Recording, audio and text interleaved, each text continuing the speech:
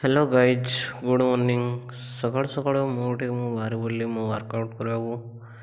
ମୁଁ ୱାର୍କଆଉଟ୍ କରିସାରିକି ଦେଖିପାରୁଥିବେ ମୁଁ ଏପଟେ ସେପଟେ ଦେଖିଲି। ତାପରେ ମୁଁ ଭାବିଲି କି ଆଜି କ'ଣ ଖାଇବାକୁ ହେଇଛି ଦେଖାଯାଉ।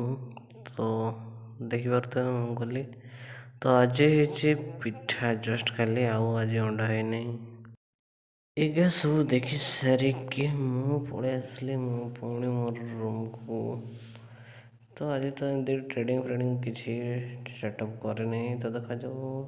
ଏମିତି ୱାର୍କଆଉଟ୍ କଲେ ମୁଁ ଦେଖିପାରୁଥିବେ ମୋ ବଡ଼ି କେମିତି ଅଛି। ମୁଁ ସେତେବେଳେ ୱାର୍କଆଉଟ୍ କରିଥିଲି, ତ ଦେଖିପାରୁଥିବେ କେମିତି ଝାଳ ଟିକେ ବାହାରିଛି ବେଶିକି। ତ ୱାର୍କଆଉଟ୍ ସେମିତି ଦିନଟା ବିତିଗଲା। ତାପରେ ସନ୍ଧ୍ୟା ବେଳକୁ ଦେଖିପାରୁଥିବେ ଆଜି ଖେଳ ଥିଲା, ତ ଖେଳ ଦେଖି ମୁଁ ଗୋଟେ ଟ୍ରେଡ଼ିଂ ନେଇଯାଇଥିଲି। ତ ଟ୍ରେଡ଼ଟା ଦେଖାଉଛି ଆପଣମାନଙ୍କୁ କେତେ ଟଙ୍କା ପ୍ରଫିଟ୍ରେ ଚାଲିଛି। ତ ଦେଖିପାରୁଥିବେ ବର୍ତ୍ତମାନ ଏଠି 21 ଟଙ୍କା ପ୍ରଫିଟ୍ରେ ଚାଲିଛି। ଏଇ ଭିତରେ ବହୁତ ଦିନ ଲସ୍ ହେଇଗଲା, ତ ମୁଁ ସେଇଠି ଛୋଟ ଟ୍ରେଡ଼ ନେଉଛି। ତ ଦେଖିପାରୁଥିବେ, ତ ଫାଇନାଲି ଟ୍ରେଡ଼ କମ୍ପ୍ଲିଟ୍ ହେଇଯାଇଛି। ତ ଦେଖାଉଛି ଆପଣଙ୍କୁ କେତେ ଟଙ୍କା ପ୍ରଫିଟ୍ ହେଇଛି।